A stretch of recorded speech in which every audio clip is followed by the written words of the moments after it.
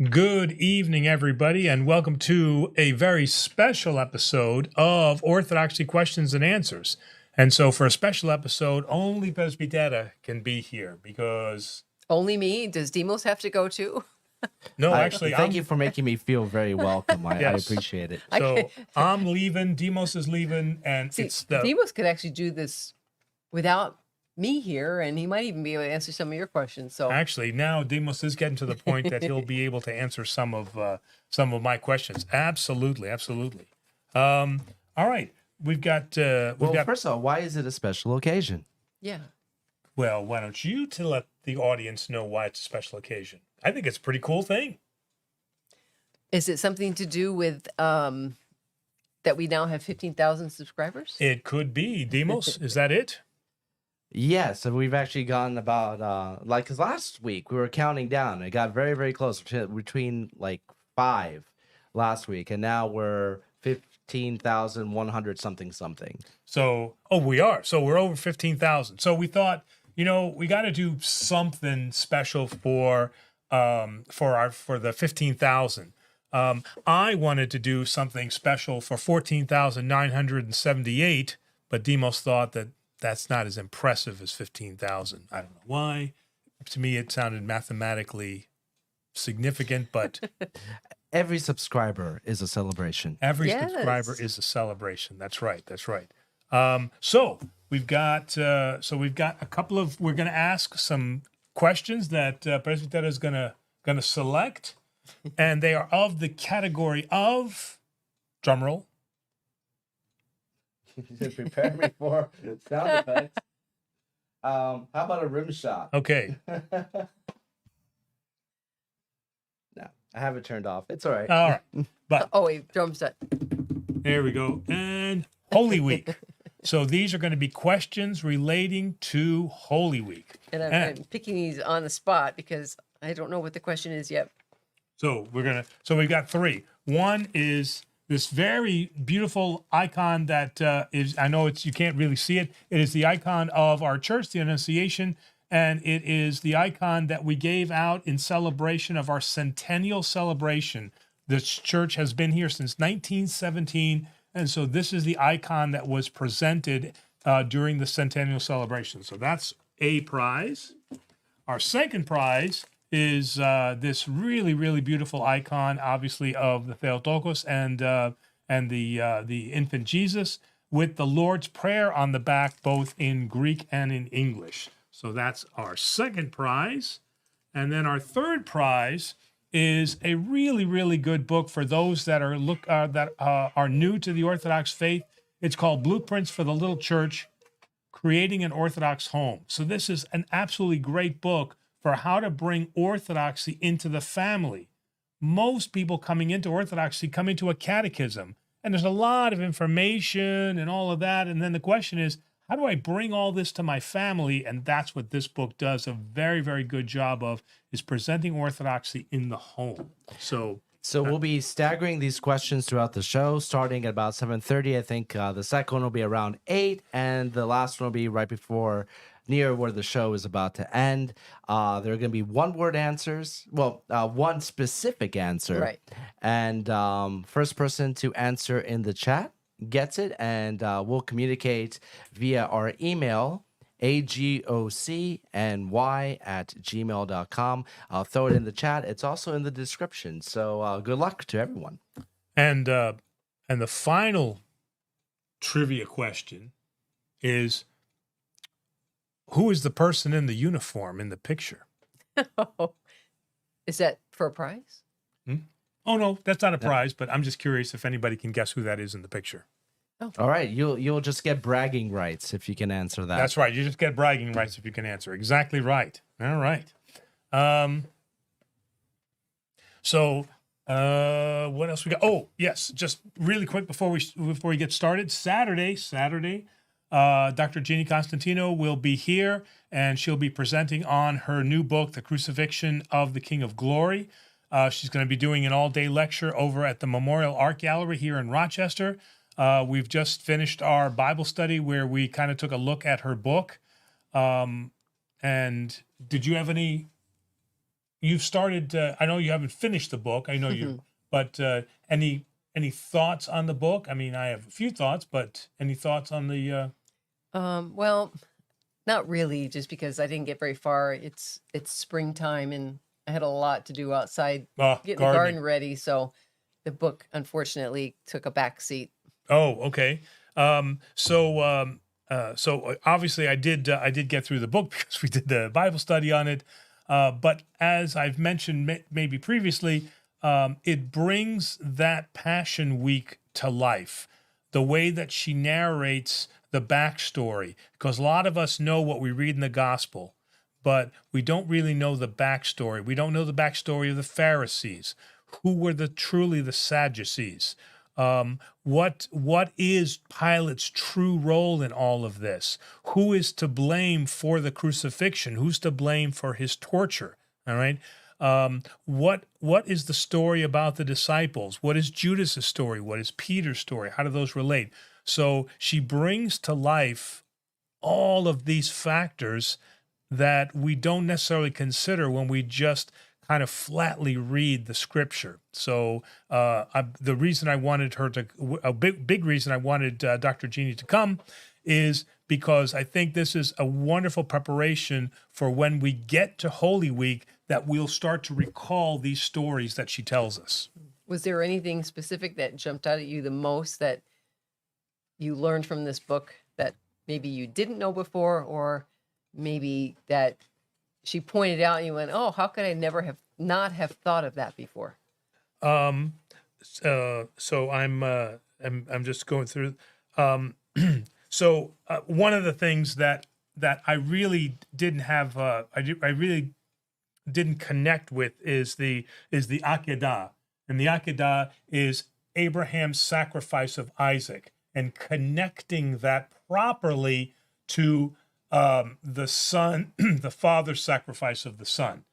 How does that properly connect it? Because there's been ways in which it theologically has been misconnected, and she brings that home. And so that, excuse me, that's one thing that was a surprise to me. And actually, the difference between how the Romans conducted their trials and how the Jews conducted their trials. And that distinction I really didn't understand. So she brought those two home to me. Well, can't wait for her thing on Saturday Yep. to I have to make an announcement. The bragging rights have been won. Randy jumped in. He was the first. Other people did guess it, but Randy guessed it first by saying, "Your pops." It is my father. It is my father. And further, he thinks that the cover emblem is Greek armed forces. He would be wrong. But he got the main one right, so he still gets bragging rights. So my dad was a merchant marine engineer during World War II. So that's the other picture, because my dad and I decided that we had to take pictures of both of us in uniform.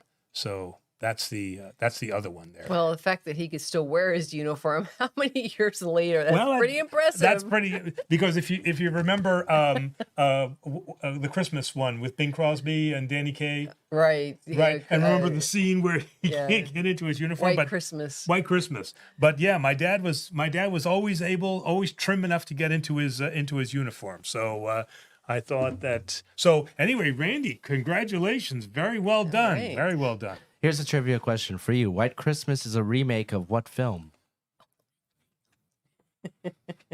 And we've seen it. If I have the right movie, that is, we have actually watched it together. Wow. Well, go for it. Oh, Holiday Inn. That is correct. Oh, That was Bing Crosby and Fred Astaire. Oh yeah, okay, all right. I didn't realize that was a remake of that. Okay, And I they thought sang they were "I'm Dreaming of a White Christmas" in both movies, but Oh. she sang it in the first one. I forget the Rosemary actress. Clooney? No, Oh. that was the second one. All right, well, enough of that. Are you ready to? I am ready to go. All right.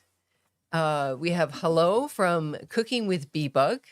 And they ask, when Mark chapter 6, verse 3, states that Jesus had brothers. Is this meant literally, that they were biological siblings, or figuratively?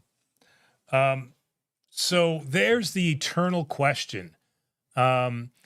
We do believe that Jesus did not have actual blood brothers, but that he had Stepbrothers? he had stepbrothers through Joseph. That is, and because we even say that the St. James liturgy, celebrated on October 26th, is the brother of our Lord. And in that sense, we mean it literally, the brother of our Lord, okay? But many times when Jesus uses that term brethren, he means it in a spiritual way. So the answer is yeah, meaning that in some cases, like the case of James, yes, that is a true, not a blood relationship through through He's Joseph. stepbrothers. Stepbrothers, right. Whereas in other cases, he's referring to it in a spiritual manner. Okay. All right. Oops. Let me move my cup out of the way. I'm gonna move down so we can get some more people, and I will come back to the rest of Cooking with B-Bugs questions. From MJ Galante, what is the difference between Eastern Orthodoxy and the Eastern Rite Catholicism? They both seem the same, except the Eastern Rite are in communion with the Pope. Well, pretty much. You've stated it very, very well. They are Byzantine churches that pledged allegiance at the time to Rome for protection. So they began as Orthodox parishes that were close to the west, but as the Ottomans were coming and taking over lands, they sought protection. The Byzantines weren't able to protect them because Constantinople was falling, and so they sought the protection of who was available, and Rome was available, and that was the cost. But they use the St. John Chrysostom liturgy. They still wear the same vestments. They'll obviously say it in their own native language, whether that's Arabic or whether that's Greek, so on and so forth. But they do subscribe to a Western theology. But from all outward appearances, they are the same as the Orthodox or the Byzantine Orthodox. All right. And then I'll go ahead and read the second part just because it connects to the first one. And that is the Eastern Rite looks like a bridge between East and West. How did it come to be this way? Thank you. And from Michael. Thank you, Michael from New Jersey. And that's how it came to be, is because, again, an original Orthodox church that sought the protection of Rome, that came at a cost that they had to then fall underneath. They were allowed to maintain their rights, their rights and their rituals, but they had to claim allegiance, or they had to use the name of or celebrate the name of the Pope in the liturgy. Okay. Lino Azuro asks, when they commemorate the heretic Bartholomew, should we avoid making the cross? Ooh, well, that's a loaded question from the beginning, because it begins with the heretic.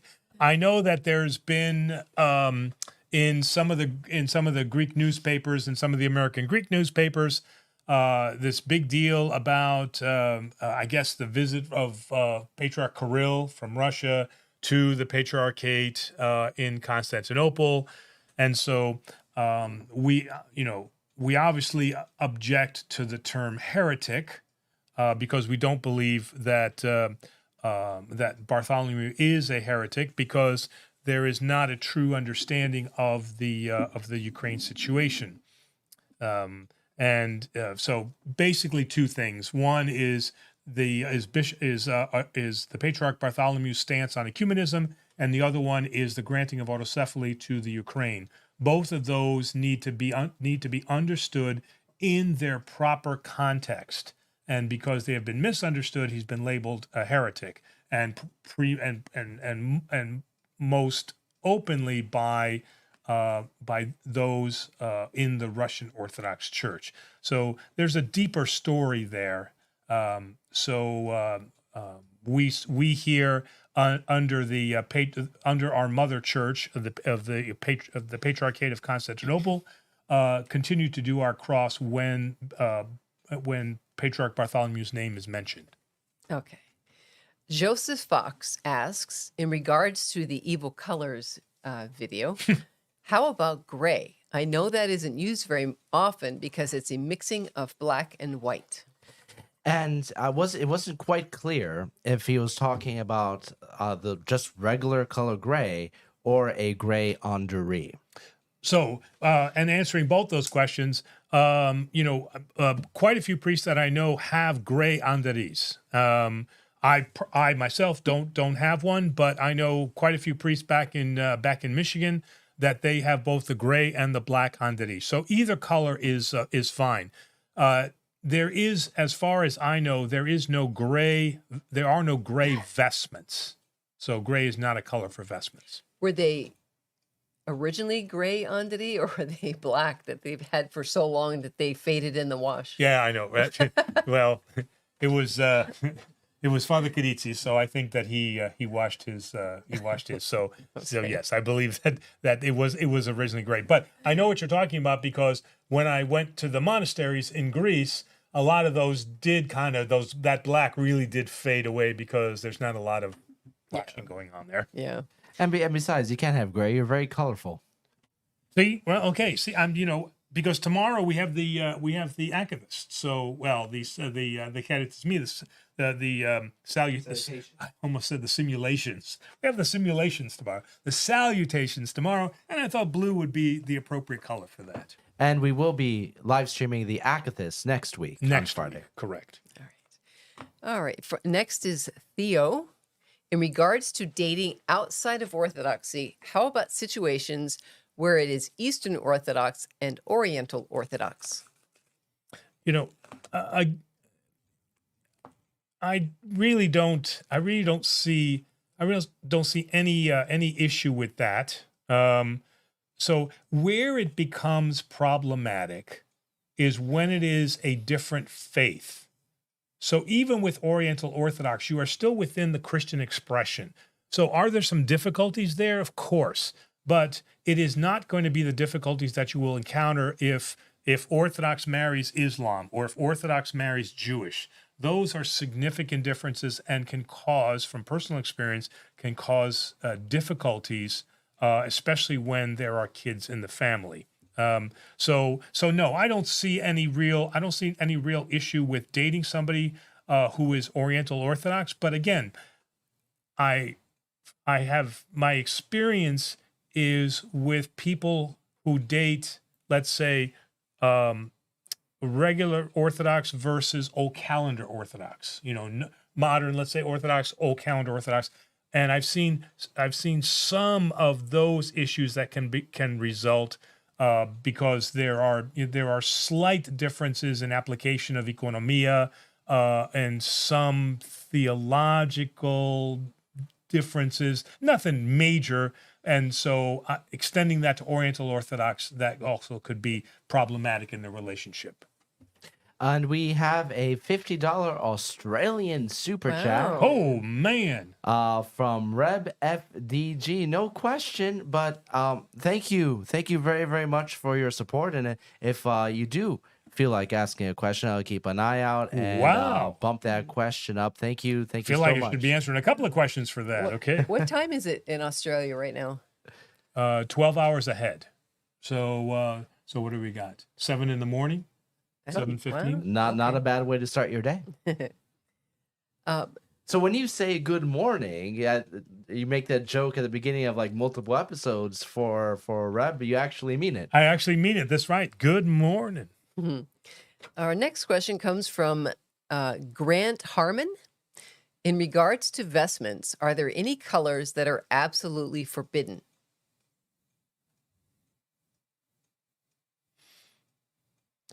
I mean, I am not aware of any that are forbidden.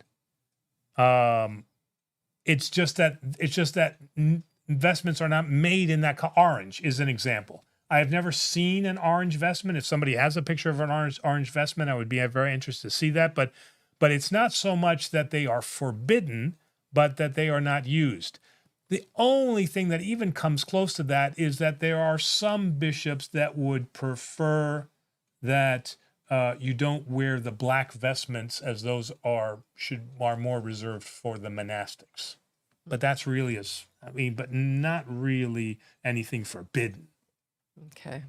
All right. Ayesma Kidiyu asks, why has the Greek Orthodox Archdiocese adopted the more business look with the white collar instead of the traditional black robes? The white collar, or filioque color, is a Catholic thing. So why do so many priests, specifically in America, wear this collar and dress like businessmen? So let's tame that. In Constantinople, you will see all of the priests outside of the fanar walking around in business suits with a Roman style collar. They are not allowed to. They're not allowed to walk around in using with the andari. So there's an area where you will see clerics, Orthodox clerics, wearing a business suit with this Roman collar.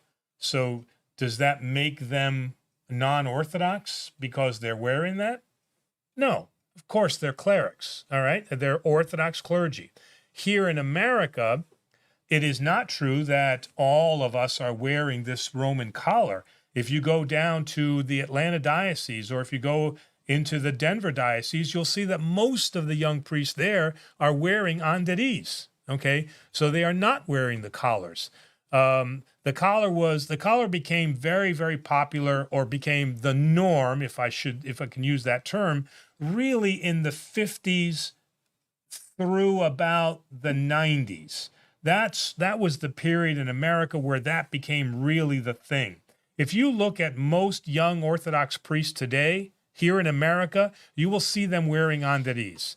But at the time, the idea was it was an unknown thing to Americans in terms of what is a black robe.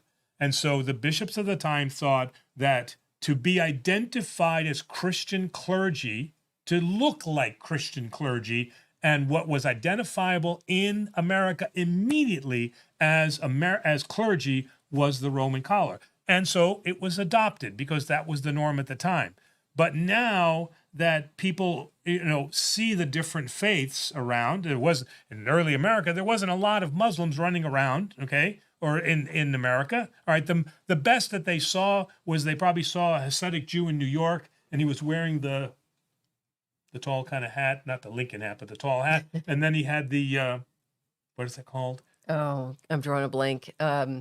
I forget what they're called. Yes, but right. Yeah. Okay, so they could identify them with the yarmulke clearly as Jews. All right. So now there's a much greater understanding of religion, and so now you see the gravitation back to wearing the andari. All right. Mary Christine, I am planning to convert to Orthodoxy. However, I'm scared of doing prostrations due to chronic pain issues.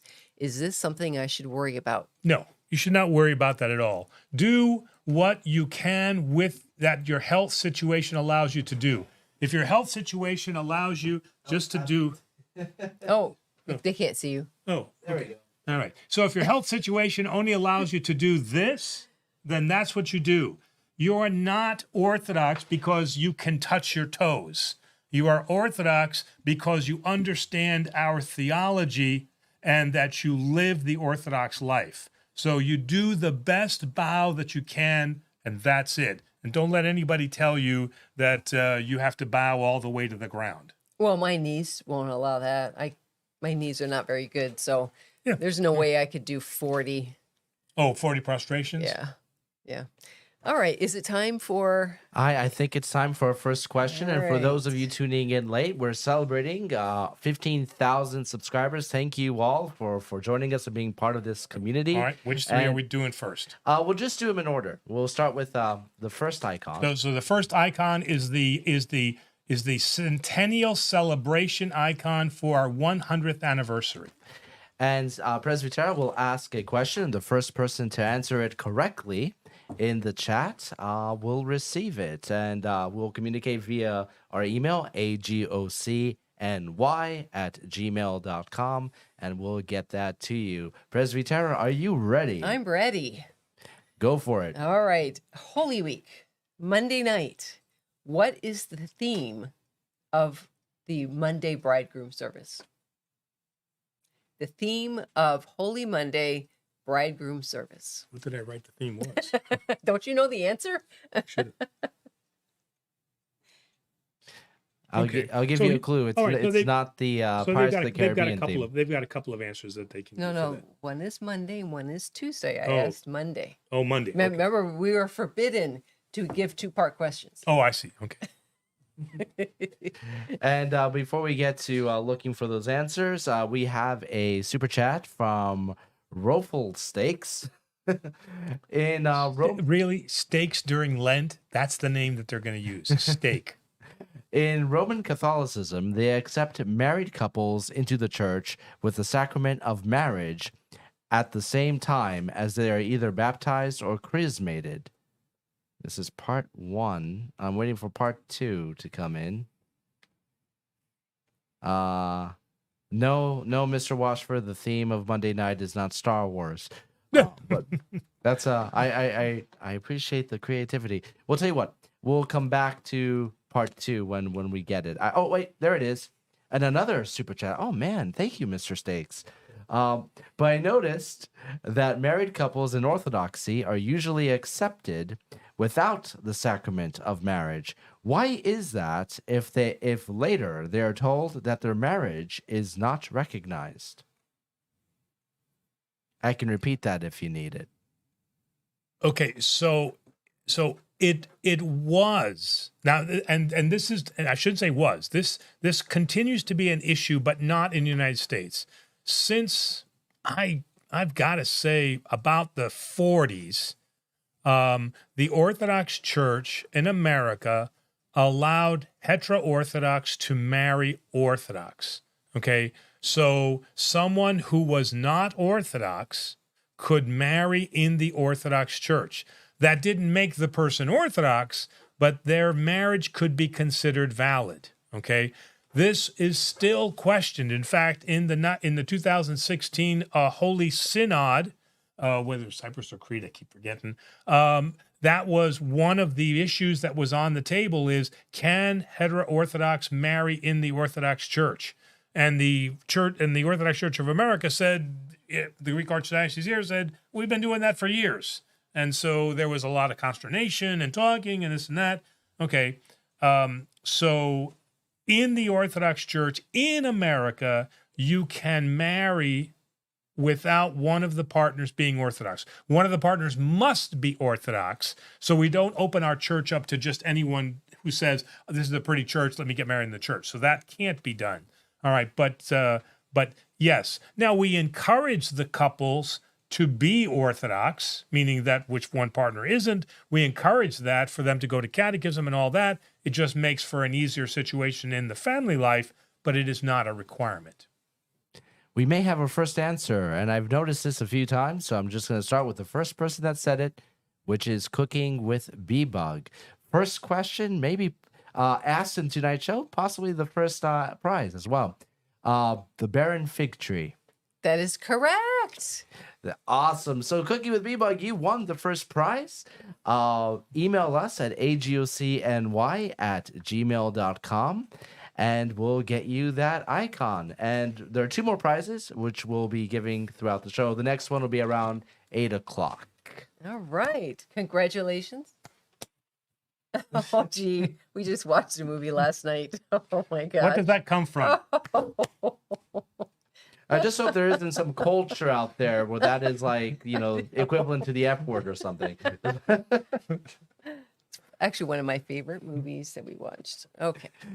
Now, a few others did guess it right, including scrambled eggs. So congrats. There'll be more. All right. Nice All right. job. Yes. Okay. Next question from Aaron. Aaron says, "Hi, everyone. I recently spoke with a friend who is Orthodox as well regarding the topic of female clergy. She feels that it should be allowed and that the church is sexist for not allowing it. Not allowing it sooner. Father and Presbytera, your thoughts? Give me just what's the music that Demos plays when I'm looking for something here? Well, they just want your thoughts. Yeah, I know, but I just want to, this is important too here. So We're still looking. We're still gonna reach out to our composer. Well, my thoughts while you're looking. Did you find it? No, go ahead. Go ahead. Okay. Well, my thoughts is maybe I'm just of an age where it would be strange for me to see female clergy. I have to say, not that they wouldn't do a good job. They probably would. It just, for me, it's a big change. I worked at a Episcopalian church as a secretary for a short while, and they had a woman priest, and it was very strange to me. So, it would be hard for me to get used to that, but that's just me. So I'm going to give a very short answer. An hour and a half. Okay. But I'm directing you also to our website. On our website, under the resources section, I have quite a few articles on some of those modern topics. Okay. And one of them is on women in the priesthood. And so I have 2 articles under there, which gives a lot more background and information than what I'm going to provide here. But to go back to your question very quickly, in a very Socratic way, ask her what is her scriptural basis for women in the priesthood. So she can appeal. Can she appeal to the tradition of Scripture and to the tradition of 2,000 years of church history? All right. So can she speak to then the apostolic nature of priesthood? Okay. Can she speak to Jesus's silence on the subject? Right. Okay. And what is it that constitutes the royal priesthood? So the question is actually back to her. Remember, in a court of law, they have to prove their case. Okay. So it's always, my question is, what is your scriptural basis? And where this comes from is that when I was at seminary, we did have a woman who was ordained in the Protestant church, and she came to Holy Cross, to our school, and she wanted to talk about women in the priesthood. And the very first question we asked her is, what is your scriptural and church tradition basis for women in the priesthood? And her answer was, this is the way that I read scripture. And this has never been the church's tradition. Your personal opinions on what scripture is and what it is and what church tradition is and what it is not how we make policy in the church.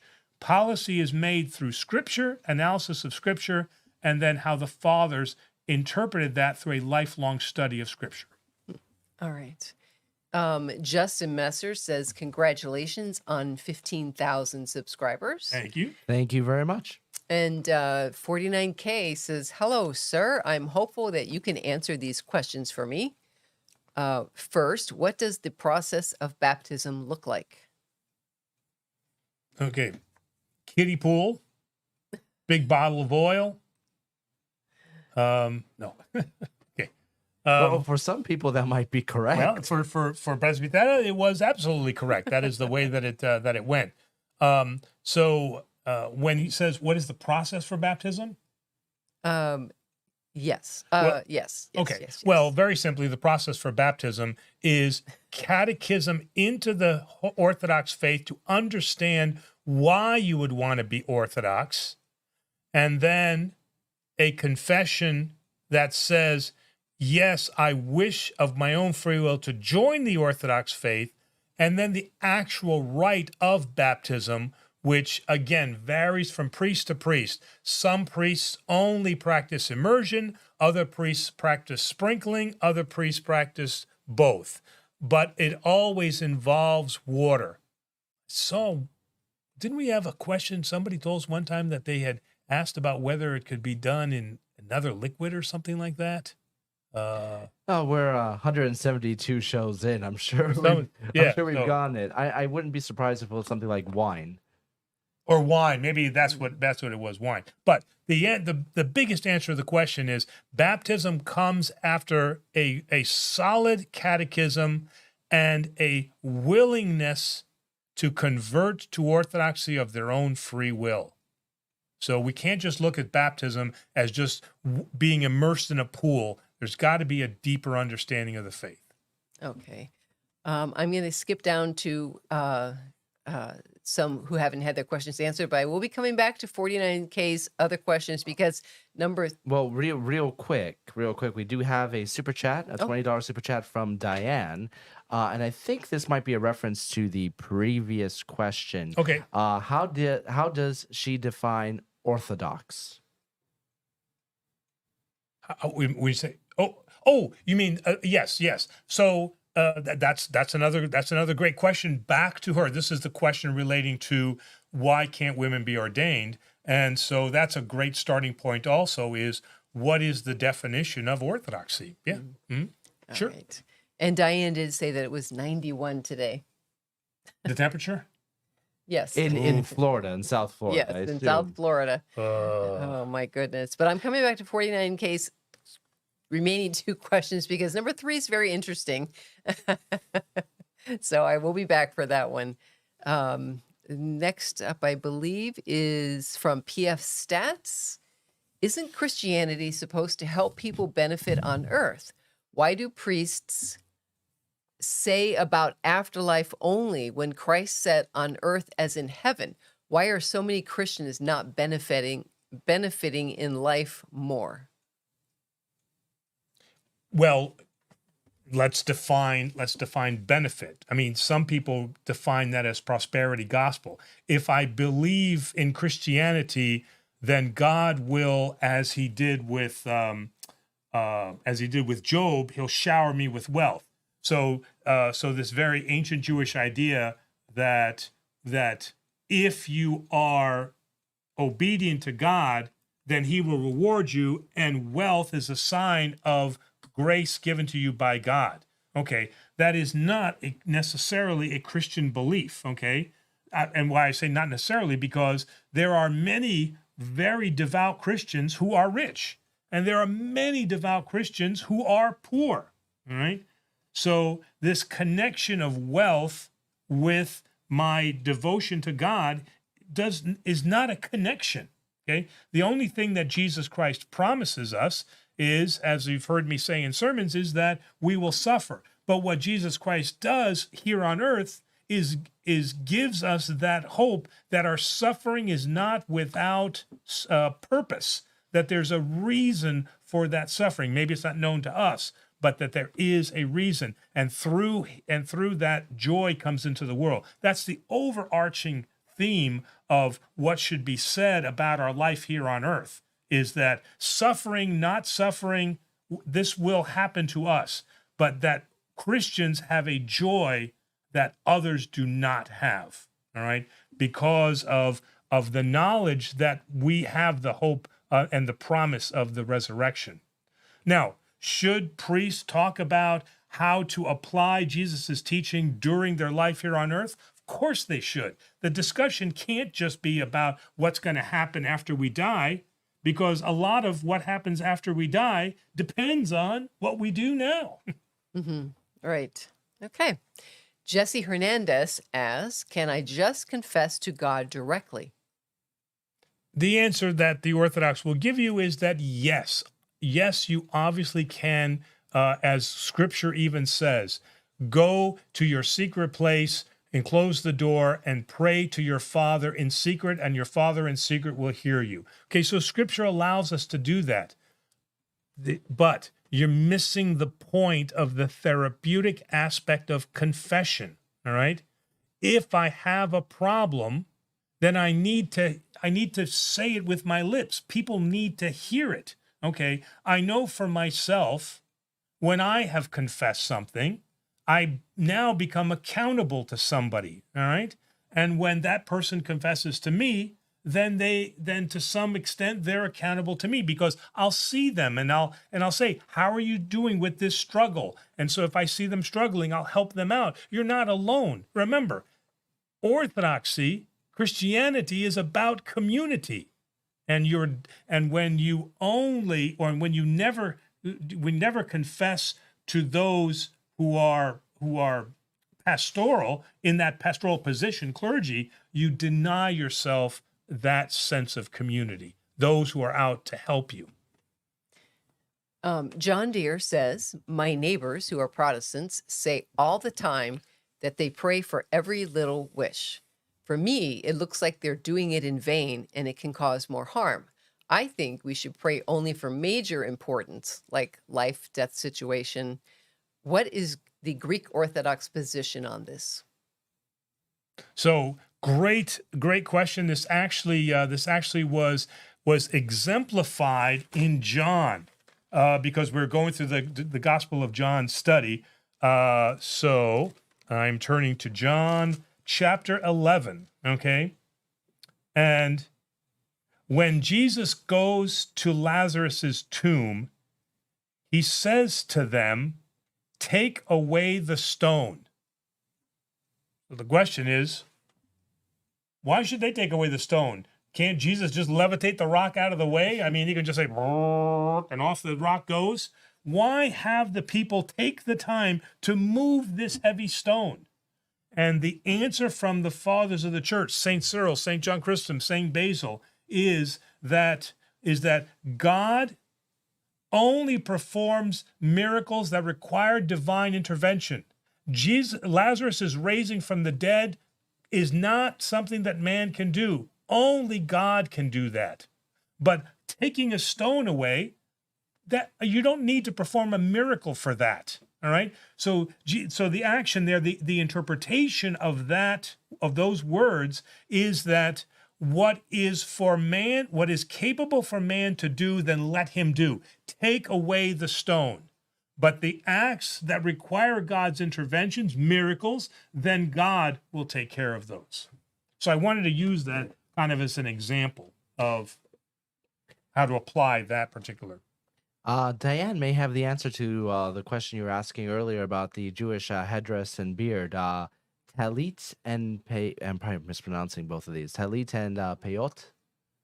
Yeah. See. Oh, okay. All right. Yeah. Well, she was Jewish. She would know. But I knew they weren't called tassels. But that's probably what is the Hebrew term for that. Yeah, it's the tendrils. I don't know the word either. That come down. Tendrils? Well, they are. They're kind of like they come down on the hair. There's two each side. What'd you call the hat? The hat was the. I'm just reading it. She sent me an article, but I'm doing all the tech. I can't read the article, but thank you. All right. Thanks, Diane. Steve Lenores asks, how fast is the church growing and how great is the need for new priests? Okay. You can get all kinds of answers on this. That we are very, very wary. And when I say we, obviously, I mean the Orthodox Church. We are very wary of rapid growth, okay?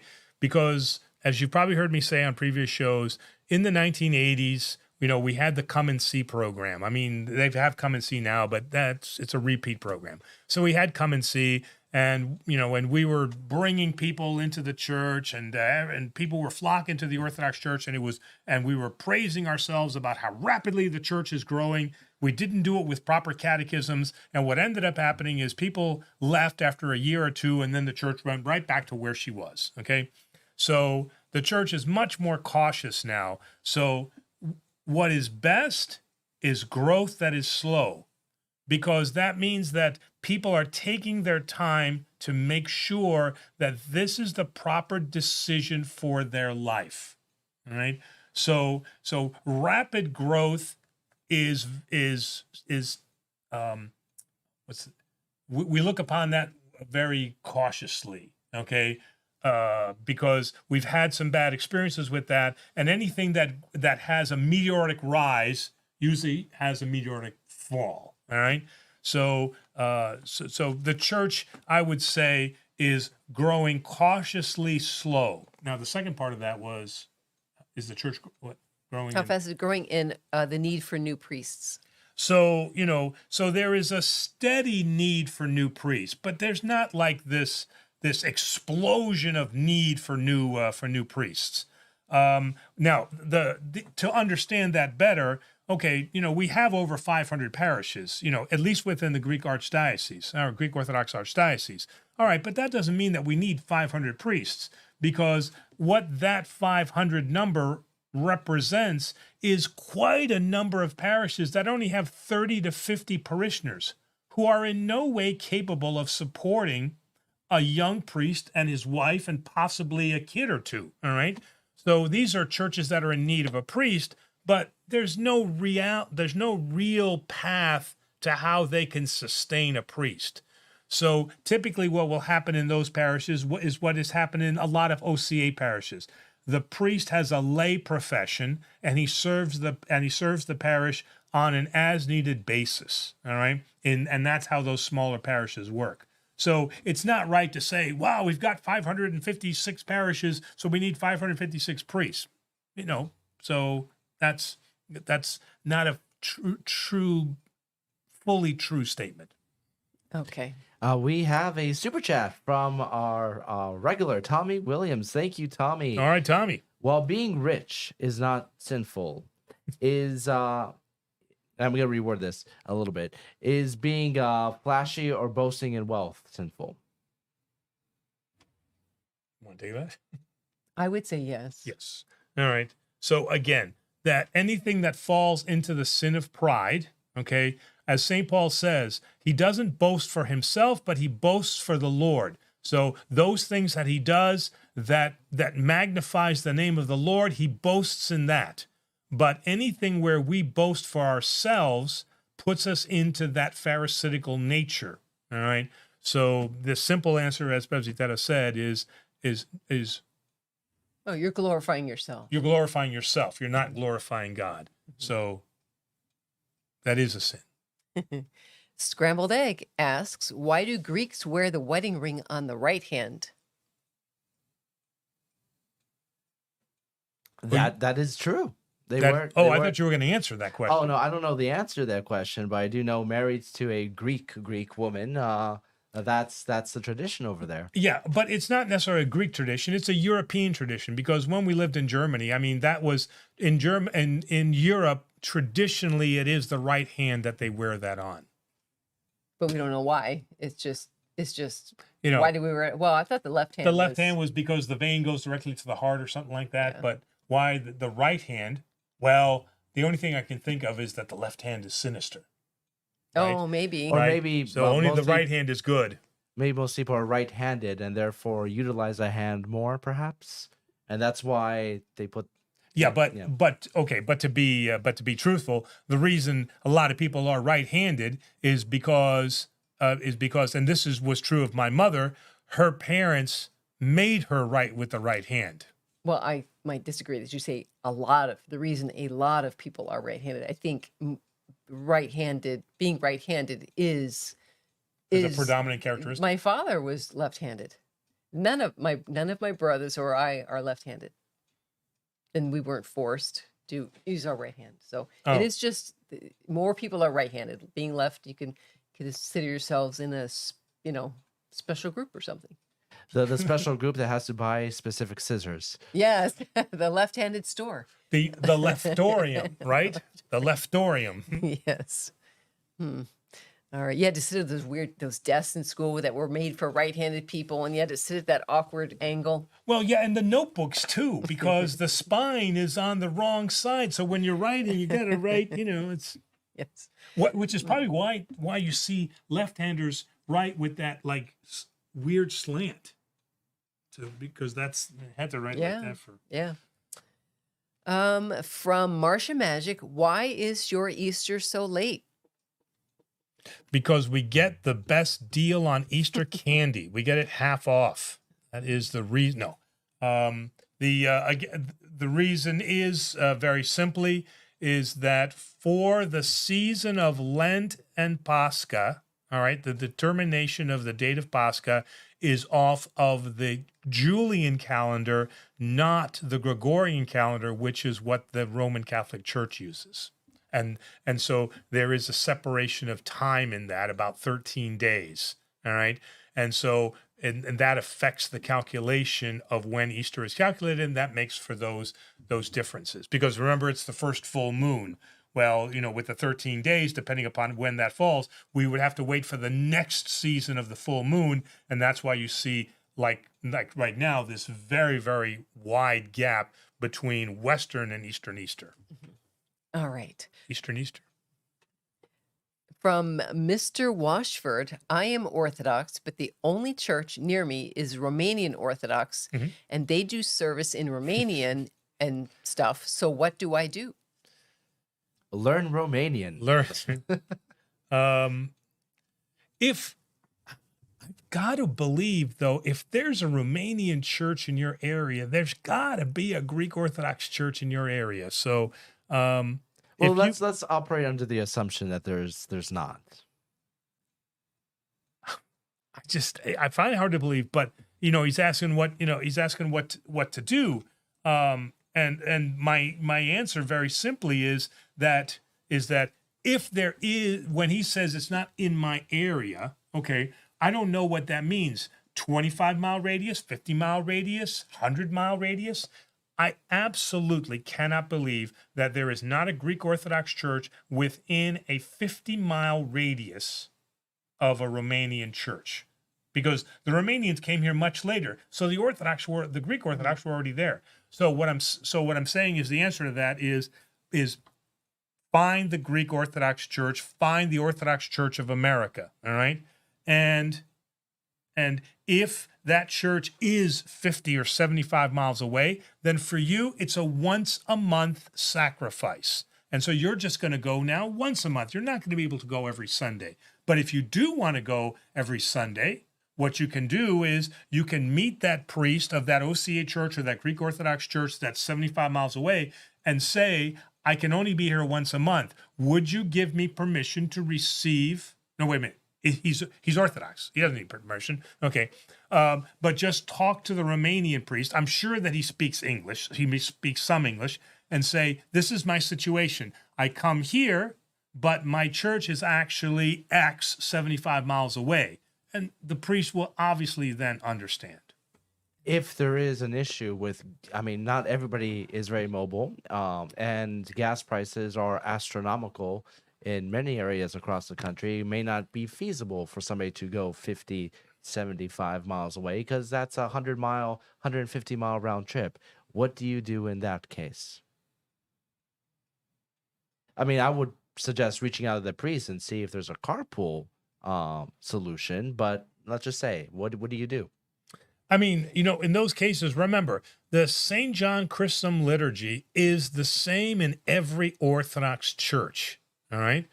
And so, you may be one of the people that kind of starts a little bit of a trend that gets the priest at least to say a few words in English. It's not a different service every week. So one of the things is that you get to appreciate another culture. The Romanians have beautiful voices. They chant wonderfully. It's a wonderful experience. And I think that as you go to the church and you explain your situation, I think that the priest would be able to work with you if you're not able, as Demos says, to make that longer journey. Here's a question that could connect to this. So I'm going to ask a 49K question. Number 4 question. We'll get back to your number 2 and 3 later, 49K. But this number 4th one connects. What's the church doing for language barriers? Learning English. That's exactly what's happening in most of the churches. That's what's happening here in America. In America. There's a huge push now in Middle America, and I'm talking about outside of the limits of New York City and outside of the limits of LA, Los Angeles. If you look at the churches that are in that middle America area, you guaranteed you will find that the predominant language during the liturgy is English.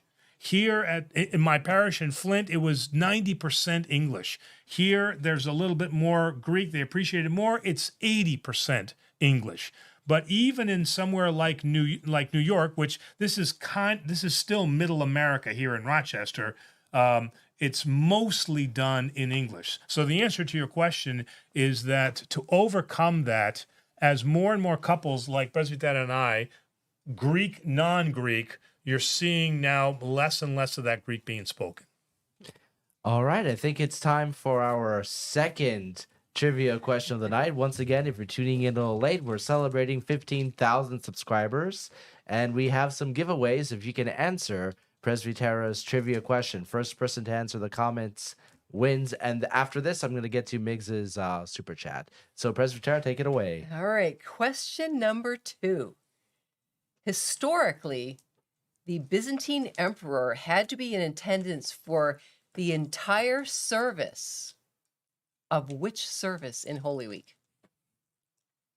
So, Ooh, wow. Holy Week, historically, Byzantine emperor had to be in attendance at this particular service for the entire service.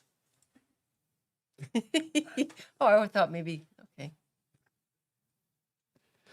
Father Angelo is learning something new from his own book. Oh, I thought it was a different answer. Okay. Oh. I would have guessed wrong.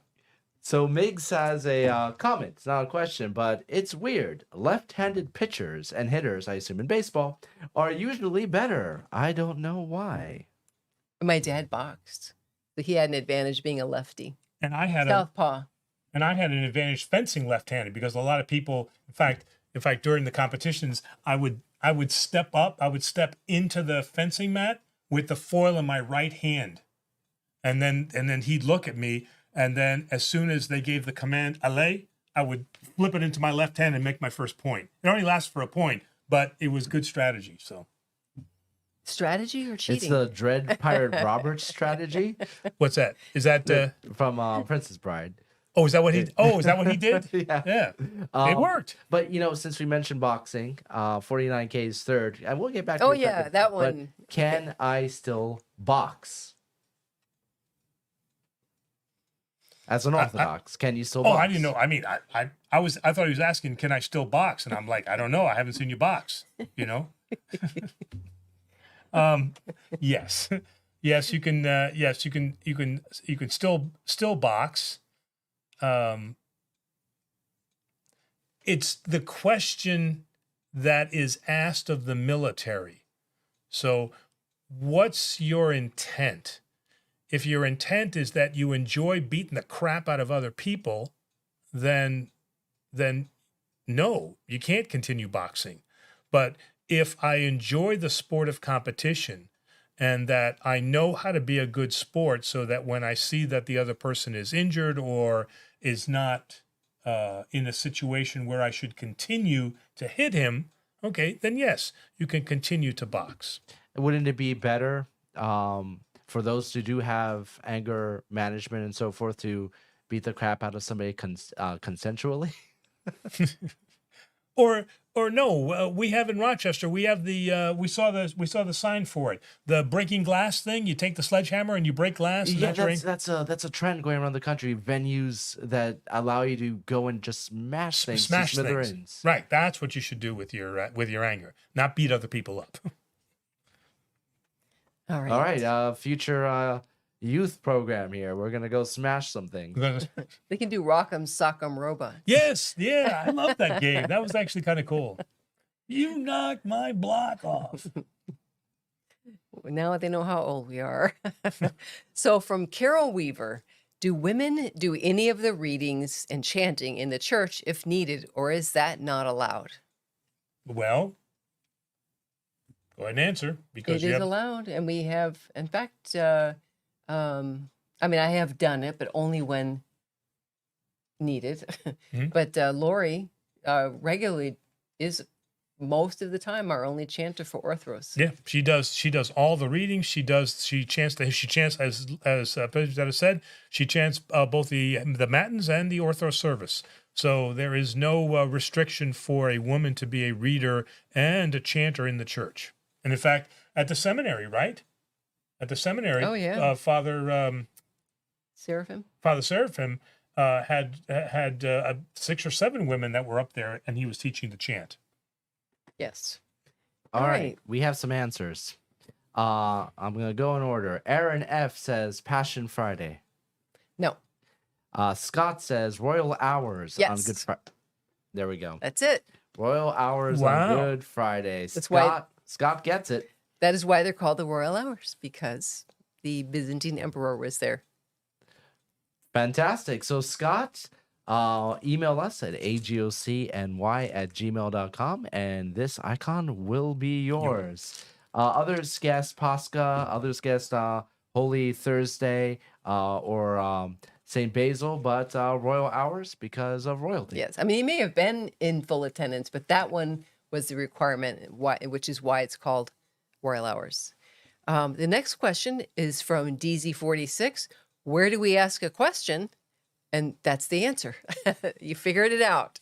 Exactly where you asked, where do you ask a question? That's the easiest question I've had. Yeah, because you didn't have to answer it. That's well, and I kind of knew the answer. All right. I apologize for skipping, but I'm trying to get everybody in. And so our next one is from Miggs. I don't believe Miggs has had their question answered yet. They've had a comment, not a question, so go for it. Oh, what do lay people say is the most difficult Orthodox practice? What is it for you or for priests in general? Prostrations as you get older? Well, right, yes, as you get older. You know, I got to go back to Dr. Jeannie Constantino on this. The most difficult thing for those coming into orthodoxies is acquiring an Eastern mind.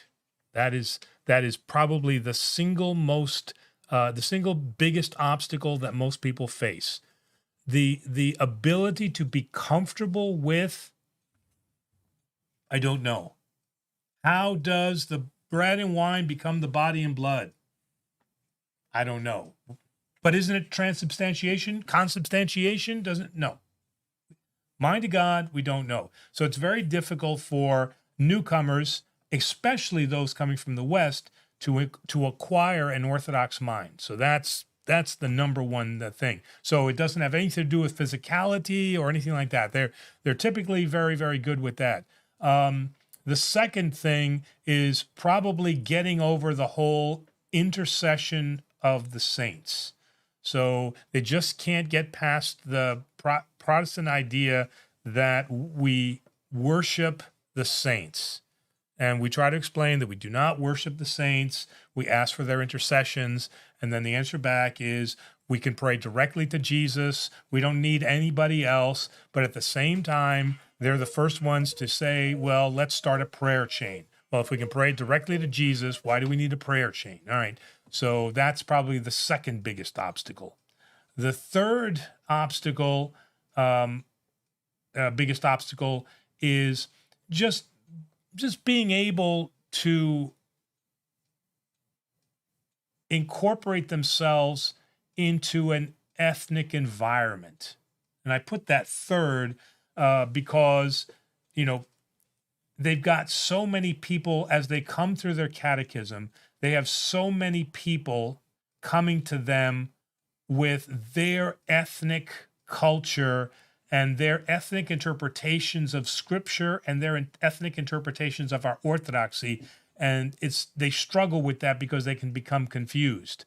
So, Father, how do I fast? And then we work out a fasting program, and then they talk to somebody else and they say, oh no, don't listen to that. You can't eat this. You can't do that. You can't have that. And then somebody else tells them, don't listen to them. This is what the truth is.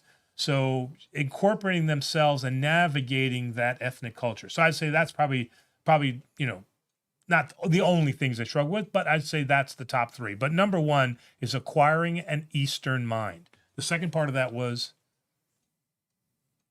wasn't there? What is the difficulties? And then something. that in What is it for you or for priests in general? So I think you kind of answered that. Well, I mean, it might be a little bit different because again, we go to seminary, so we know how to we grow up with the culture, right? Well, there's priests now who are never been in the culture, so they Well, struggle with that too. The first part was mostly about lay people, and the second part was about the priests. So, all right, so I'd have to divide the priests into two parts. Those priests that come from outside our Greek culture, then the first three apply, right? Acquiring, because they probably come from a Western, whether it's Catholic or Protestant, they come from a Western mindset. So the first one applies. The second one, I said, was acquiring the Eastern mind. Oh, the intercession. Okay, they've gone to school, so they've kind of figured that out. Okay, and then the third one is still a struggle for them. So for the most part, they still struggle with at least two of those.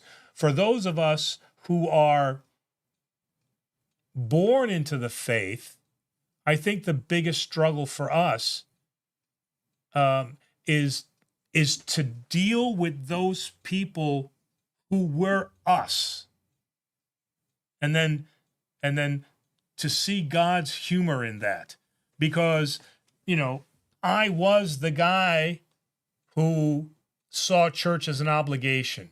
I was the guy who skipped out on Sunday school. I was the guy who was bored listening to priests rattle on about things I didn't understand. I was the one who got dragged to go to church and didn't want to, and I was the one who, as soon as the light was lit on Pascha, I was out the door, not learning until I got to seminary that there's actually a liturgy after you get the light. I learned that at seminary. I didn't know that. All right.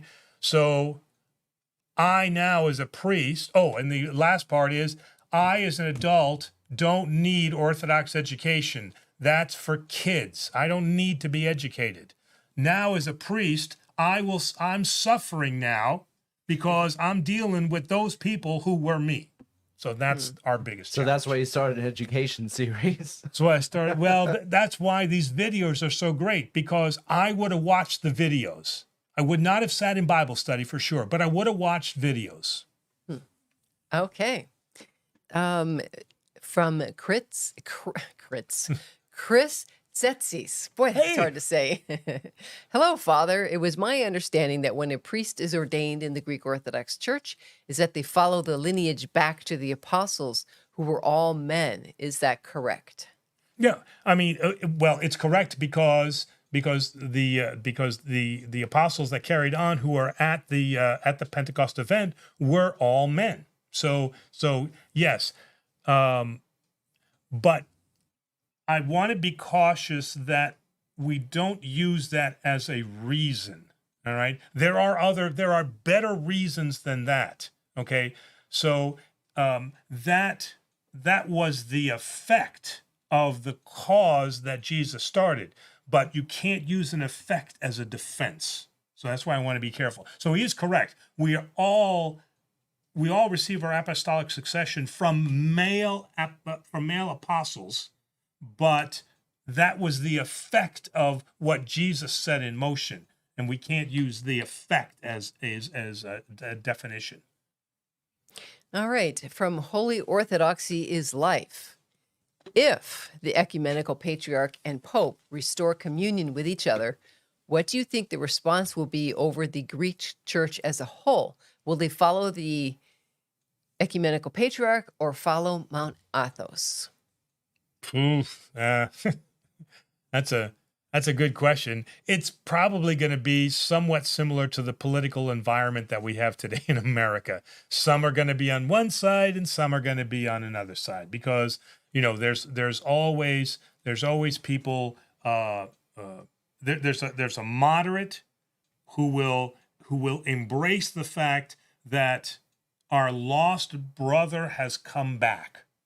But there will be radical ends on both ends that will say we are now heretics for doing what we're doing, or the church needs to do now even more. So, but in general, really not a whole lot is going to change. Catholics will still go to a Catholic church, and Orthodox will still go to an Orthodox church.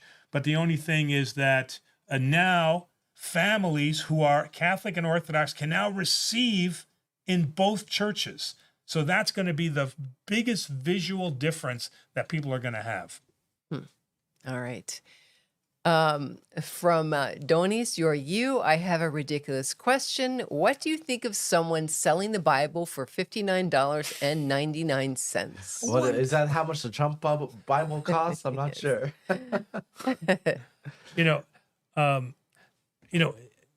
The Orthodox Church obviously can't support anything that is done. And again, I'm not trying to say that it is, but anything that is perceived as using Scripture to promote an end, to be a marketing device, to gain publicity. The Orthodox Church is not going to support that. Okay, You could say that for a lot of politicians who use their faith as something they run 100%. on, and then the 100%. policies that they enact go against that faith. But I guess it's, but it comes, it came all of a sudden. So it wasn't like it's Billy Graham who was running and then says, I have Billy Graham. You can understand that Billy Graham has spent his whole life. You can understand that. But for just to suddenly pop up and say, hey, $59.99, no, the Orthodox Church doesn't support that. that better be like, if it's not what we're thinking, that better be like some gold leafed Bible and something very, very specific. I don't know. Is that a bad? I mean, this is $49.99. Well, that might be a good deal then. So, Well, Dave asks, can you please explain the term Theotokos save us? Catholics are careful not to ask her to save, but only to intercede. Wait, I got my finger in the page. okay. Wait, okay, I got the page. Okay.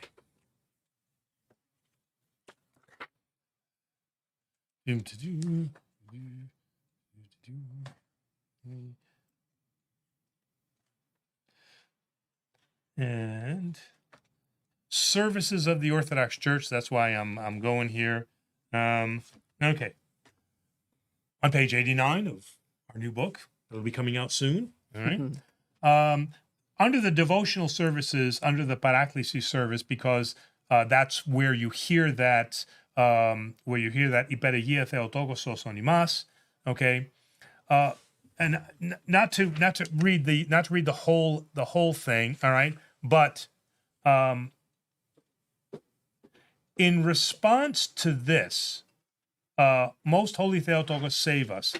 Some Orthodox priests have replaced this refrain with Hyperegia Theotoko presveve hyperimon. Most Holy Theotokos, be our ambassador to Christ, which undermines the intent of the refrain. So with that, there are typically two explanations that help us to understand this true intent. There's a traditional one and there's a theological one. So let's start off with the traditional one from history, okay?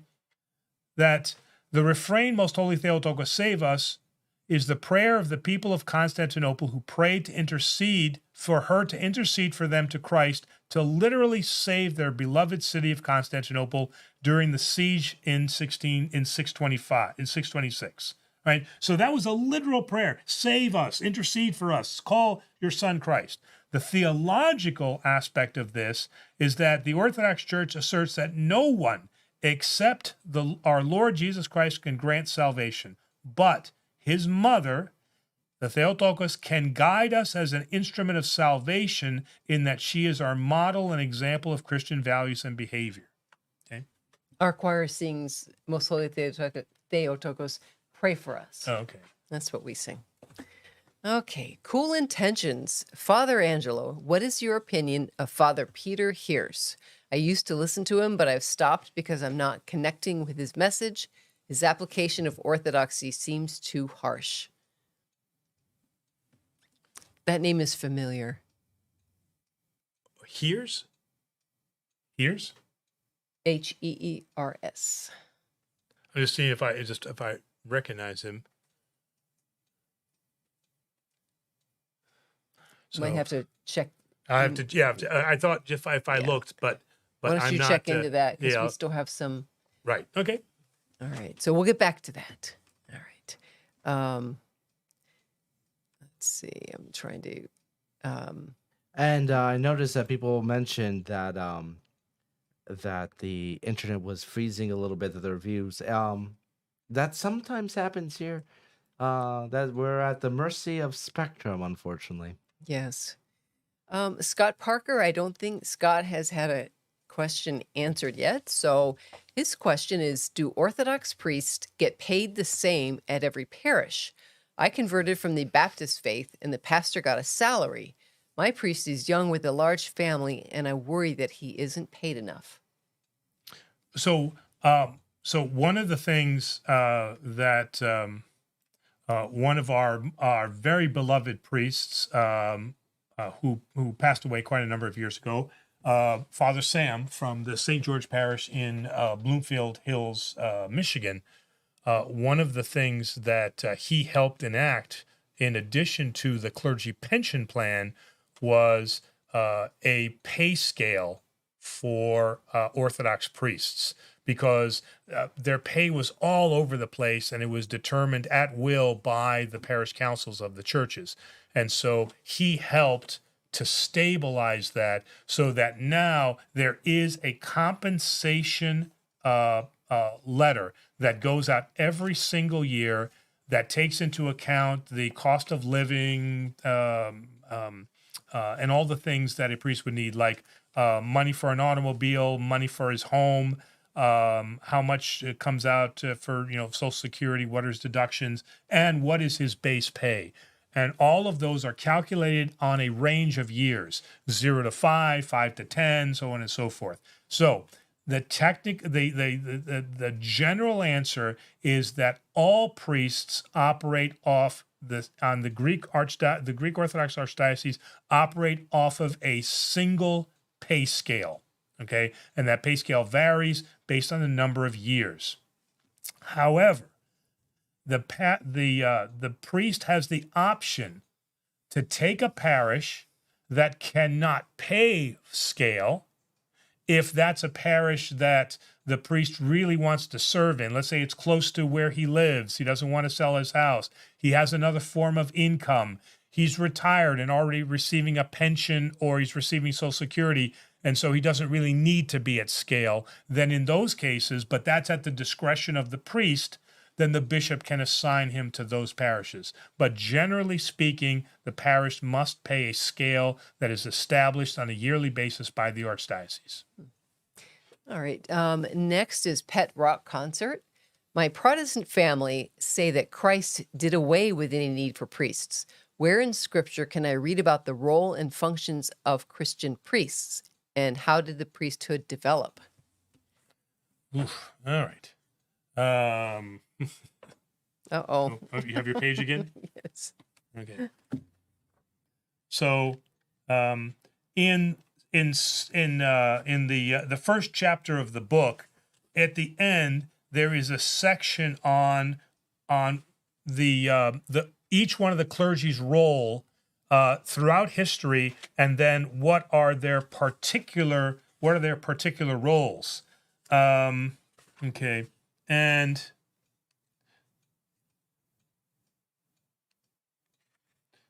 I'm just getting to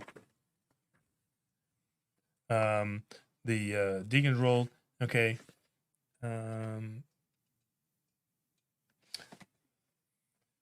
What I was looking for is the actual a scriptural reference, and that's what I'm not finding right now, because it just talks about what the role of the priest is. But what your question is specifically is scripturally now, where does the role of priest come? All right. So the first thing is, priesthood has been part of Scripture in the Old Testament, throughout the Old Testament, all right? And coming out of that Jewish tradition, okay, So we have a royal priest. We have a priest of a royal priest on the order of Melchizedek, and that obviously is Jesus Christ. All right. So what Jesus Christ establishes on earth is his church. Okay. And he appoints people as presbyters so that they can guide so that they can guide the church. All right.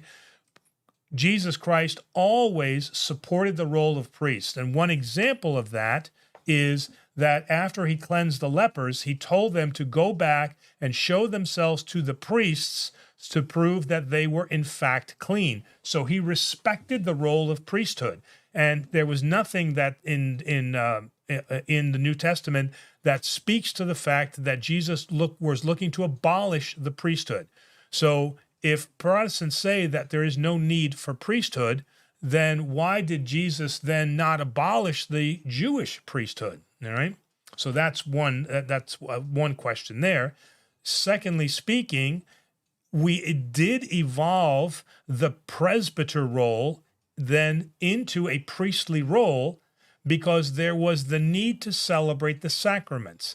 The difference between a pastor and a priest is that a pastor does not perform sacraments. A priest performs sacraments through the laying on of hands, and that he's been given that grace that he may then offer those graces to the people. All right. The pastor's role is to educate and to take care of the parishioners, the flock that he has been entrusted to. So those are distinct roles. In the Greek Archdiocese, the priest serves both those roles. I am both pastor to the people and I am the priest of those people. All right. Jersey Mike asks, can you name some popular Orthodox Christian movies? Wow. Orthodox Christian movies. Well, the big one that comes to mind is the documentary that they did on Saint Ignatius, A Man of God. Man of God. So Man of God for sure is That was one. that was a biopic, not a documentary. Though that it wasn't a documentary means they actually shot it like in real life. Oh God! yeah, yeah. Okay, all right. The I mean, Island. it wasn't like a study. Like they didn't have professors. It was fictionalized.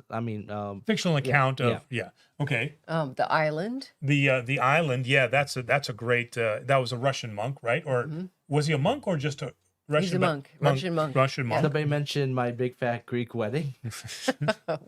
Well, okay. So and that's why I'm not going to see the third. We're not going to see the third movie because the premise is all wrong. They're taking his ashes back to Greece. Yeah, cremation. That struck me too. Like I mean, that's come on. That's not really. So we can't support that. Yeah, that was very odd. Mm-hmm. Taking his body back to Greece. I've done that in this parish several times. At least we could relate to that. And there'd be a lot more trouble getting the body to Greece than there would be the cremated relief. Weekend at Bernie's or whatever. Well, I wonder if they did that because the actor that played the Father Michael Constantine died, and maybe there was an issue with the likeness, or maybe they felt that was in bad taste, referencing to the body of a Keep the casket dead closed. actor, or just change the plot. I don't know. Right. But other instances where orthodoxies appeared, Fiddler on the Roof. I don't think they appeared in the nicest lights in Fiddler. No, they didn't. It's been a while since I've seen it, but yeah, I don't think so. I think they were the villains of that movie.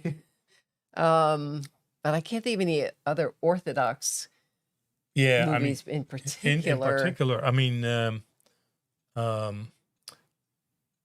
There's probably more. We're just not thinking of them. There was La Cucina, but that was really the story of the escape. The issues during the exiles in Constantinople. It's a really, really great movie about that particular time. And certainly there was an Orthodox theme there, but it was meant to be an Orthodox movie. It's more meant to be the struggle of the Greeks during that time. I guess that means we'll just, that's the next step for our channel. We need to make some Orthodox movies. We need to make an Orthodox movie. There you go, Demos. There's your project. You have, nothing else to do, right? Well, yeah, nothing else to do. Long term, we were thinking about producing like some long form documentaries. Let's start with that and then see. All right. I'm just scrolling down to see if there's anybody that got missed. I think everybody has had at least. Oh, someone said Kingdom of Heaven. That With is Orlando Bloom. that is Catholic though. Okay.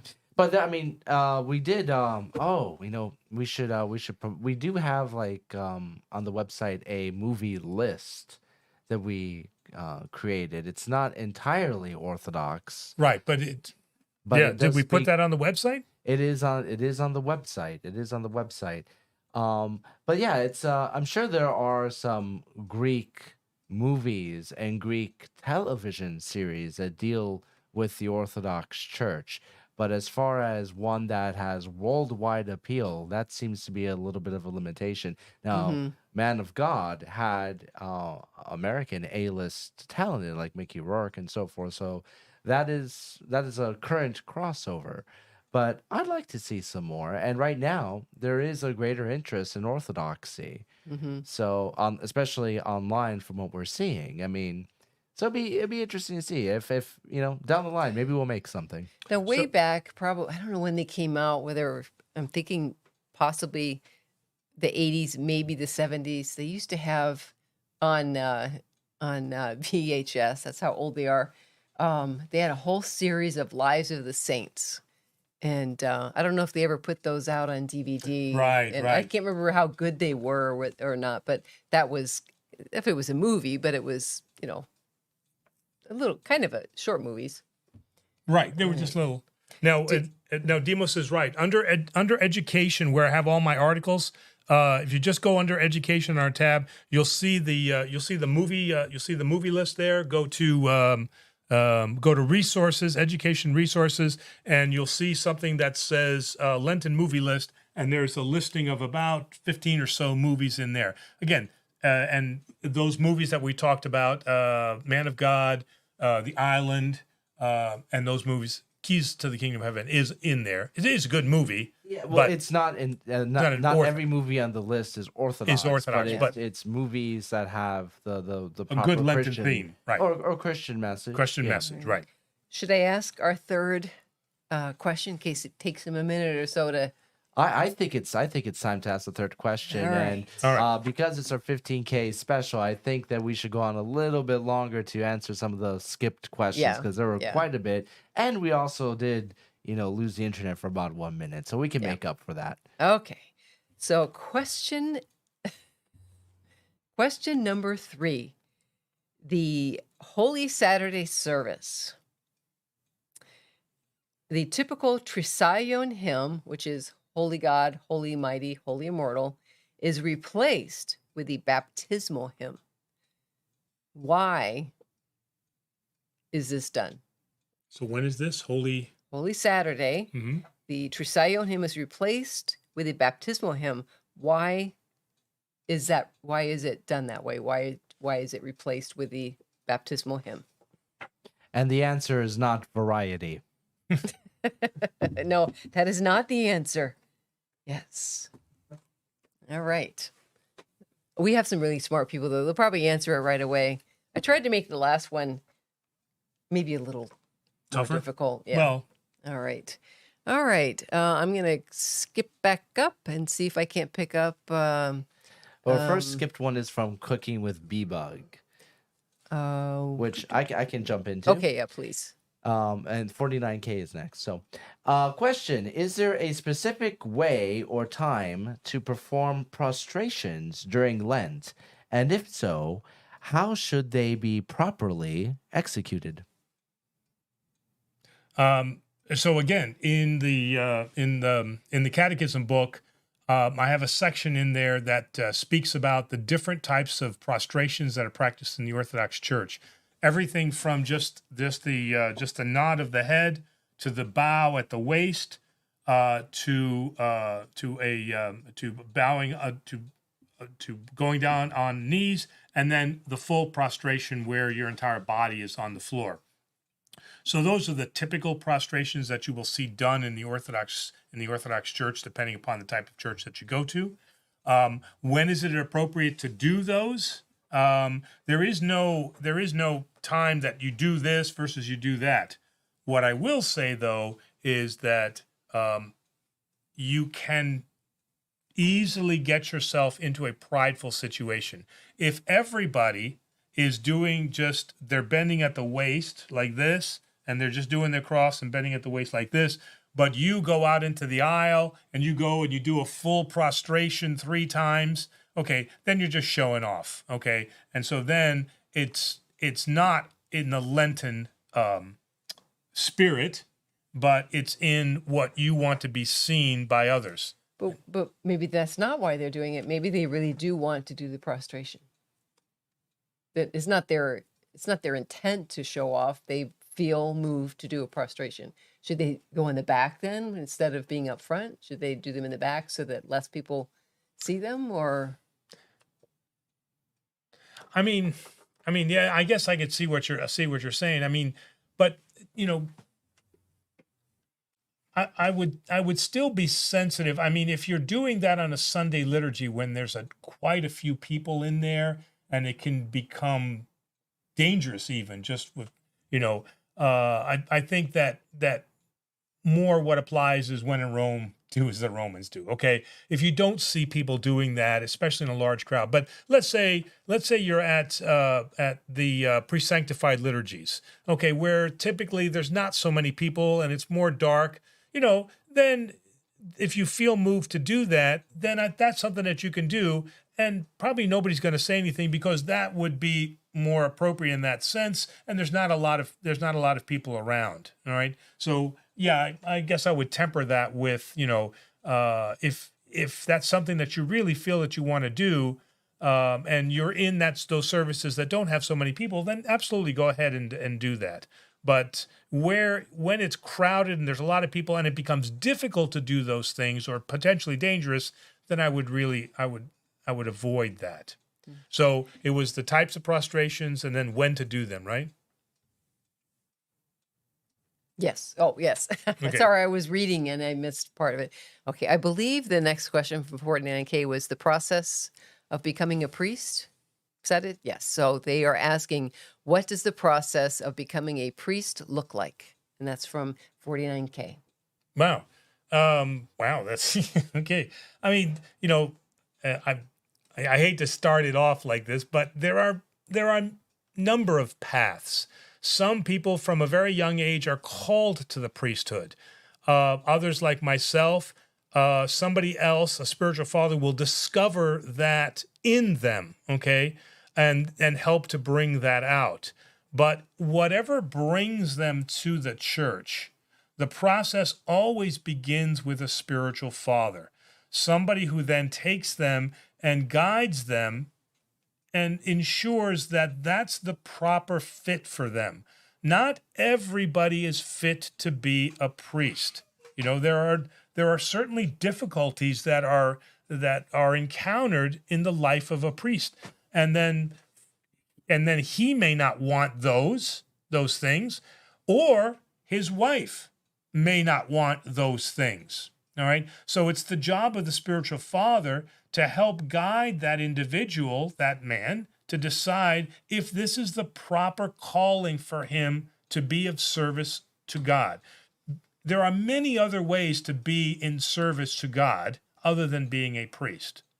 Once the spiritual father makes that decision in the Orthodox faith, then he writes a letter of recommendation. It's a simatiria, where he witnesses and says, I believe that this person would make a good candidate for the priesthood. That goes to the bishop. The bishop then determines that man's character and decides whether or not he should pursue priesthood. And then the bishop will talk to him, and then they'll make, at least here in America, that's when they'll begin the planning for him to receive a theological education that terminates in a master's degree.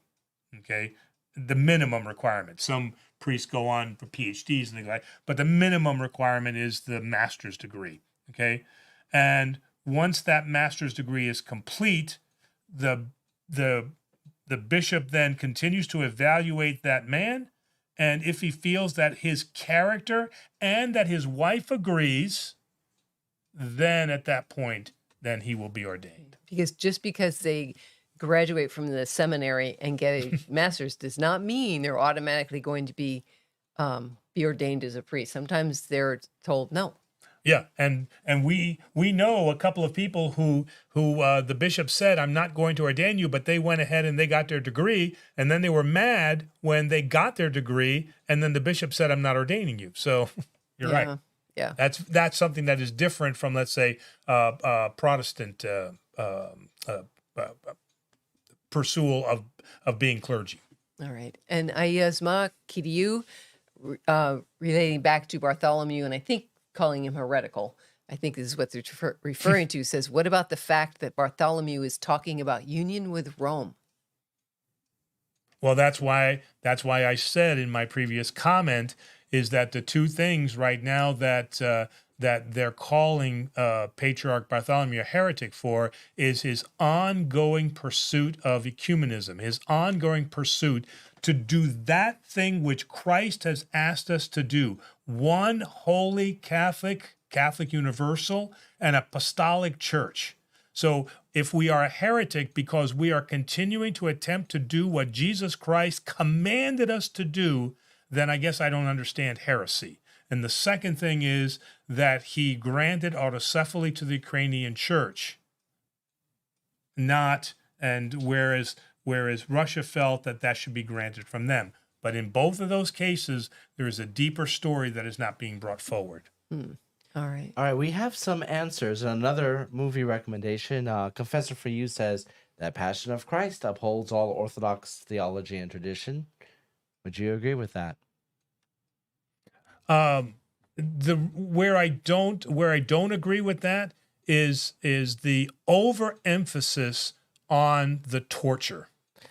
I mean, like Roger Ebert said, too much Good Friday, not enough Easter Sunday. Not enough Easter Sunday. Yeah. So that's where, because what it does is it reinforces expiation and atonement theology, which is not Orthodox. It focuses on the fact that Jesus Christ is that suffering victim who was sacrificed for us to appease an angry God so that we can have salvation.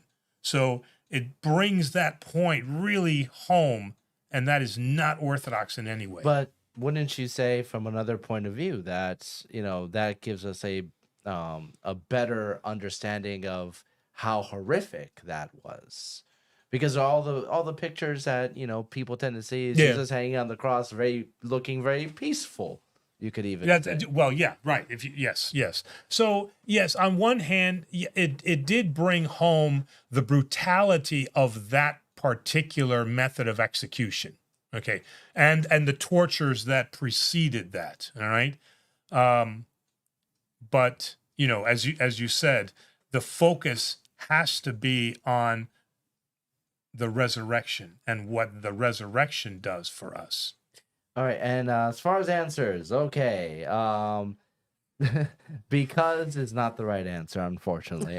Because Cookie with Good Rebug. good Greek Orthodox answer though. Because, right? Cookie with Rebug. I hesitate to mention because you already won one. I kind of want to see if somebody else who hasn't won one gets an opportunity. But So we'll wait a little bit. Yeah, just well, to see how if do we get- know they got the answer right? Oh, yeah, that's well, true. that's it. I'm gonna come back if it is.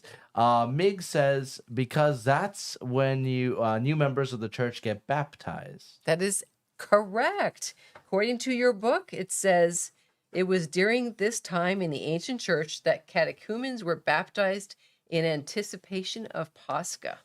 Cookie with Big Bug said the anticipation of Christ's resurrection, which technically is not correct. Which is still a Catholic practice today, Yes. right? Because that's when a lot of people are baptized is at Easter. Episcopalians it's a very as well. logical. It's a very logical guess. Episcopalians have a baptism, I think, that night. There's okay of think so. candidates. All right. There's some Wow. there's some very, very good guesses. Wow. Confess for you said because John the Baptist baptized Christ. Well, that's true, but Miggs is the one that's spot on. So a lot of good guesses tonight. I love it. No, I knew we couldn't stump him. Boy. Yeah, And- we've got a sharp audience. How quick did those answers come in? Pretty quick. Although I'm gonna, because Miggs won, I will ask his other question here. Do Orthodox ever genuflect? No, they do the cross, but they don't have the accompanying bow, the kneeling on right. Isn't that a genuflect where you kneel and do the cross? Right? No. And I know we're way over, but there are some new faces here. I just want to quickly. We didn't get to everybody's second question. I feel bad, but the more popular we become, the more difficult it is. We try to get through at least every person's at least one question if we can. Nadia says, "I still wonder how to join the Orthodox Church." I've said it so many times. I think Demos should repeat the formula. I'm doing. Oh, okay, gotcha. They want to hear it They from wanna- you. all right. Okay, so the process. Again, the very first process is go to Google, put in, again, I'm being a little biased here, but put in Greek Orthodox, okay, and Greek Orthodox Church, and just see what pops up. Because the first step in becoming Orthodox is experiencing Orthodoxy. We are an experiential faith. Do we have an intellectual portion of Orthodoxy? Of course we do. We have a history of it. But intellect without the experience of faith makes us Platonists, that we think about God. But it's more than just that. It's experiencing God, all right? And so the first thing you have to do is experience what Orthodoxy is. So like I said, go to Google, put in Greek Orthodox Church. You want to say something? Well, I don't know if anymore if Google's the best answer. I would say find a website of a Greek Orthodox church because they usually have, doesn't ours have that? It has a description of what they believe. You're going to get a closer answer going to an or Romanian Orthodox, any of the Orthodox, not just Greek. And I would go to their page and see because you never know on Google what's popping up. You certainly don't want to use AI. Oh yeah, okay. All right. So, but you type in Greek Orthodox Church, and then you see what pops up, and then you go to their right, and then Terry's right. DiscoverOrthodoxy.org does have a find a church option. Ooh, okay. So there we go. Change that so go to discoverorthodoxy.com. Yeah. All right. And then there's a find a parish or find a church. Find a church, yes. Find a church, okay? And from that, contact that priest and tell him what you told me, which is, what is the process? How do I, and don't say, how do I become Orthodox, all right? Frame it the other way. How do I find out about Orthodoxy, all right?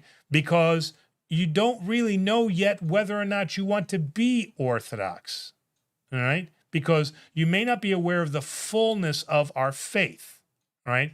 So frame the question that way when you talk to the priest. I'm very interested in Orthodoxy, and I'd like to investigate. I'd like to find out about the Orthodox faith. And then the best thing is to have a meeting first with the priest. And then he'll talk to you about this is the kind of parish we have, this is when our services are. And this way, why is that important? Because when you come for your first liturgy, he's going to recognize you. And when you go to coffee hour, he's going to bring you in and he's going to say, hey, Terry, because he knows that your background is Scottish and he knows that that you like to garden. And the priest knows his people. And he's going to say, Terry, I want to introduce you to Eleni. Eleni loves to garden. And then the two of you get to talking. It's very, very difficult after church to go into coffee hour and then sit by yourself drinking your coffee and there's nobody asking you. But the priest, because he knows you now, can then take you around and you can start to meet people and become part of the community. All right. Real quick, Chris Fed says hello from Saskatchewan. Ooh, I just- Saskatchewan. Saskatchewan. And final question. Unfortunately, like I said, we didn't get to everybody's second question. I apologize, but hang on to them. We're live again next week, and we'll be happy to answer. Orthodox Life hasn't had a question yet. So, does the new calendar church change with times? I'm afraid they will do as the Catholics, for example, gay marriages, services for cremations, etc. I already struggle with women wearing pants in church and not wearing a head covering. So if I wear a dress and a head covering, does that mean I am showing off? No, it's we have the vast majority of our women here wear dresses, skirts. All right, so that's not a problem in the slightest. However, there are some women that like to wear pants. Okay, I mean, it took me years, but I finally got my mom to wear pants now to church. So my mom will now wear pants to church. Your mom never wears pants to church. Well, she wears pants. Very rarely. Oh, okay, all right. No, your mom is a dress person. Oh, She tried pants on. oh, didn't like If it. she's watching, she can text you and say if I'm wrong or not. But you got her to try on pants. She was very cute in them too, but she likes her dresses. She likes her dress. Okay, all right. So don't worry about wearing a dress. It's fine, and don't have any worries about the Orthodox changing to keep up with modern trends. Has the Orthodox changed? Yes, of course they've changed. The fact that that I am married to somebody who is not Greek, that was a big change for us. It's not an Orthodox change, but that was a big change. The fact that in America that you can marry somebody who is not Orthodox. They have to be Christian, but they're not Orthodox. That is a change. Some pieces of the liturgy over the centuries have changed. So it's incorrect to say the Orthodox Church is the church that never changes. Of course we change. But on those basic theological points, the Orthodox Church never changes. So you don't have to worry about those things. We are already living now in a society where things have changed very, very rapidly. All right? Very rapidly. But you don't see the Orthodox Church reacting to that and saying, well, we got to keep up. We got to change. We got to do this. We got to do that. You don't see that. So take comfort in the fact that this is the place where, while there will be changes that accommodate basic needs, there are not going to be changes in response to societal needs. All right, and that pretty much brings us to the end of our show. I should have built this 2-hour special. We're near that mark. Congratulations to our winners of tonight's contest, Cooking with B-Bug, Scott, and Migs. Please make sure to email us at agocny@gmail.com so we can make sure that we can send you our prizes. But most of all, thank you all for being part of our 15,000 plus community here on the digital frontier. So, I do have one last thing I do want to close with. I don't say it every time, but it's important because I was reminded when we were talking about the process of becoming Orthodox. And again, I want to stress that all this show is, the only thing it can be, is a place where you can come to ask questions and to begin that process. This show can never and should never be a replacement for an actual experience and relationship with an Orthodox church. So you will hear me say time and time again, I love answering questions, but you must, in order to proceed in Orthodoxy, you must seek out and find an Orthodox priest and an Orthodox parish. Because we are not a church of live stream. We're not a church of Q&A. We are a church of a personal experience and relationship with other Orthodox Christians. So I want to make sure that every once in a while I repeat that, because the only thing that we can do here is answer questions and lead you, send you to an actual priest so that you can begin that actual relationship with a real live person. You'll never receive Holy Communion from a live stream. You'll never receive. We're working on a short about this. You'll never receive Holy Communion, and you won't be part of a real face-to-face community. But this is a good start to that journey and support along that journey, perhaps, with certain questions and so forth. Because I know that many of you out there struggle, and this cannot be a replacement for the true therapy that comes from a personal relationship with a priest and a community. But please still subscribe. Who needs him? That's right. I don't need this show. And we have a final super chat. Mazel Tov from Diane L. All right. and thank you for helping us with some of those terms earlier. And we should have broken some glasses on our 15,000. We should have And some plates. Yeah, and then Opa and smash some plates. And Sam says hi, Father. Sam? Our Sam? Sam. Sam. Okay. A Sam. A Sam said No, hi. he's here. He's now our Sam. Sam, you're our Sam. Hey, everybody! Again, President, thank you very much. All right, and thank you for picking out the questions. Don't forget, as Demo said, send me your email, your address, so we can get those out to you, and we'll see you on Sunday. Sunday. Sunday. Yes, 9 a.m. our Divine Liturgy, and then next Orthros. week, Orthros and Divine. No, Orthros. She's right. Yes. Orthros. Yeah, 10 o'clock Tune in. No, 9 o'clock. is Orthros. Yes. 10 o'clock is liturgy. Yes, but it's one live stream. I see. Okay, got it. And next week we will have an additional live stream on Friday, the Akathist. So make sure to tune in for that. I did see this question, PF Stats, about pricing. I will start next week's show with that because I'm very interested in that. And Rufus says, greetings from Washington, D.C. I'm going to stop right now or we'll go until 10 o'clock. Good. So have a great night, everyone. And we'll see you on Sunday. See you soon. Good night.